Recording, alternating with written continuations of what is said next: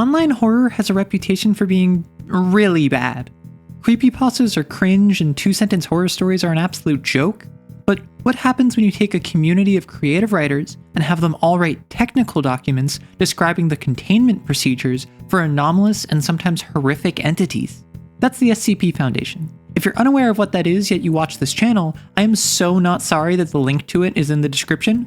Enjoy that rabbit hole. Basically, it's what I described. A creative writing community centered around the SCP Foundation, who strive to secure, contain, and protect, hence the name. A shadowy organization meant to secure horrifying creatures? Say it with me now. But what if we did that in D&D? I'll run through some of the famous SCPs and make encounters inspired by them. This is going for more vibes than exact mechanics, and I'm going to skip over some SCPs that, while well known, wouldn't really make for interesting encounters. Sorry 682. Similarly, some would make for awesome set pieces but really aren't feasible to run as encounters. Think 3K. So without further ado, I'm about to bust a nut. A peanut. I figure the best way to demonstrate this sort of encounter design is with the first SCP. No, not SCP-01, SCP-173, affectionately called Peanut by the community. Peanut's whole shtick is that it's a statue that moves when no one is looking at it, and it has a propensity to snap folks' necks at the first opportunity it has.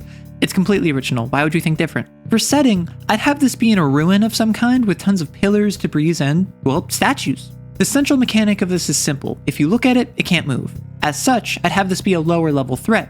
Use the base stats of animated armor reflavored as a statue, but I'd probably give it double the movement speed to represent how fast it is, and have it deal 2d6 or 3d6 extra damage against a surprise target, like a bugbear or doppelganger.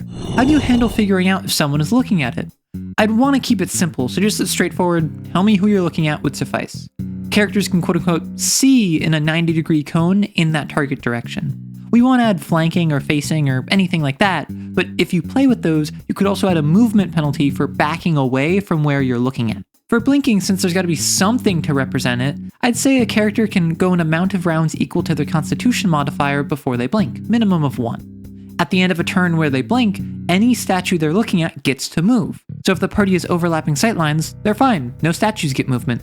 But if they're barely keeping an eye on every statue, soon enough one of them is going to blink. And before you ask, wait, every statue? Yeah, you thought there'd only be one possessed statue? I'd also add a mechanic for the weird ooze 173 is described as creating. It's not very important, but it does add another layer to the encounter.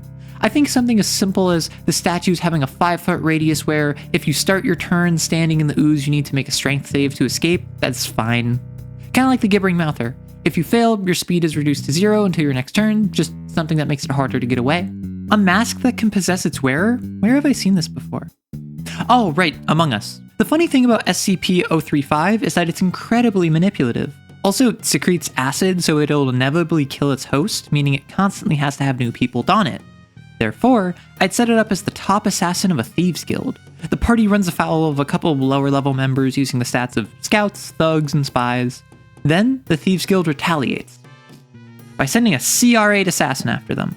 But this isn't any assassin, this assassin is wearing the mask, which, did I mention it can also possess dead bodies? So the party fights the assassin, kills them, thinks they're safe, and then suddenly the dead body they're searching starts swinging for round 2. I'd have the assassin attack the party during a rest, so they're missing hit points, spell slots, and down on buffs. Also, I'd indicate once the assassin dies and gets revived for the first time, that the mask seems to be what's in control. Remove the mask, stop the reviving.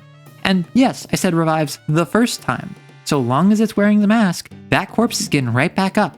Probably only at half hit points though. Anyways, the party fights the assassin, takes off the mask, only to realize it's a sentient magic item that constantly oozes acid, including when it's not worn. SCP-035 also magically compels anyone to put it on, so you could add a mechanic representing that.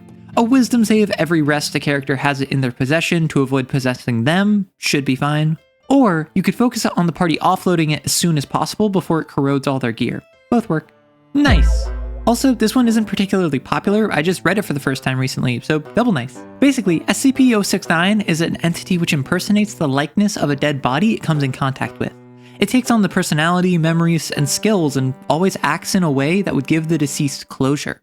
So it's almost like a fusion of a doppelganger and a ghost, which is why I'd say to use the stats of a doppelganger, just with the gear of whoever they're impersonating. However, what circumstances would be most interesting for the mimic to encounter the party under? Well, I have 2. First would be a villain that the party thought they dealt with, because they did. This shouldn't be a villain the party has an emotional connection to, because that would put a damper on the party's investment. Instead, have it mimic a really memorable mini-boss where the party thought a villain was cool or scary or super lame in a funny way. This is basically a free double-up on a one-off villain, so have them come back and ham it up. The other option would be to have it impersonate a friendly NPC the party knows is dead. Because obviously, if the party knows the NPC died, they have a hard time trusting the mimic. But then it could lead to really interesting role-playing opportunities where they have a perfect copy of their beloved NPC who wants to get closure and move on. But it's not the NPC, and can never replace them. It's up to the players how they respond. Hey, wanna see something cool? You fool. This shy guy really doesn't like it when people look at him, so if anyone sees his face, even a picture of it on the other side of the world, he will sprint towards them at full force and go ahead. He also spends all of his time crying alone, which, mood. The crying makes me feel like you can use the stats of a lonely Sorrowsworn, and while I like to restrict what creatures I use as a baseline to stuff in the monster manual, just for accessibility for viewers, this just kinda fits in my brain. They're both pale, skinny weirdos who spend all of their time crying, and the harpoon arms of the lonely allows it to redact at anyone that might see it without them getting away. For the whole seeing its face bit, I'd like to take inspiration from the Medusa's petrifying gaze.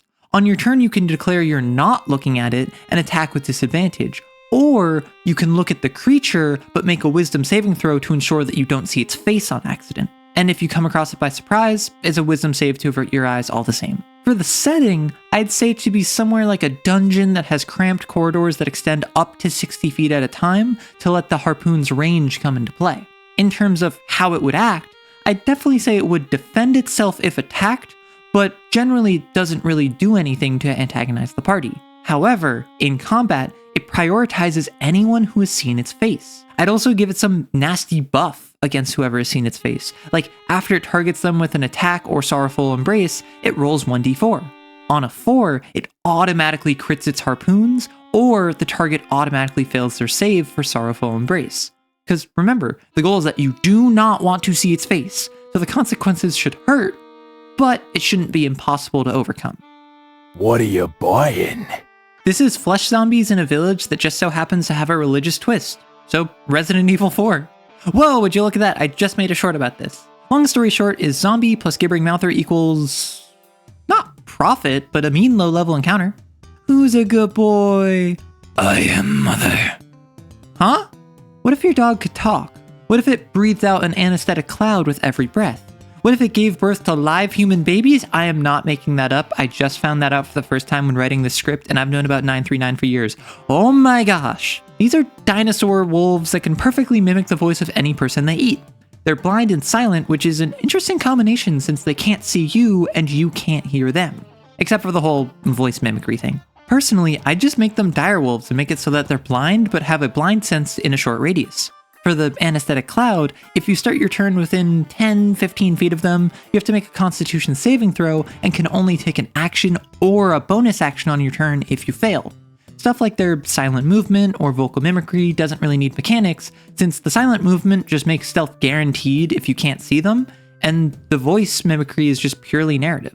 I'm feeling a forest for this setting, which kinda goes with them using the stats of wolves, and there's a lot of them. They live in dens and create packs. So definitely throw more than one of them at the party. You could even have it be that these things are invisible to anyone who fails the save of the anesthetic cloud to represent the character forgetting that they're there.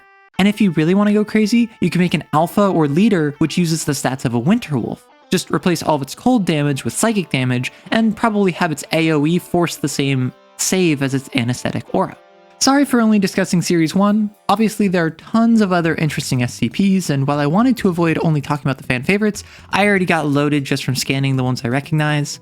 SCPs like 76-1 or 106 would make great encounters, and I'm sure there are hundreds of SCPs I haven't even read which would be perfect fits. Maybe look forward to part 2? I figured talking encounter design was scary enough for October, but then I added in SCP stuff just for good measure. Be on the lookout for next week because it won't be D&D talk. I know how scary that is for some of you 5e onlys. Anyways, I saw this weird pale guy's face while researching the SCP Foundation and wait, do you hear that? Uh-oh.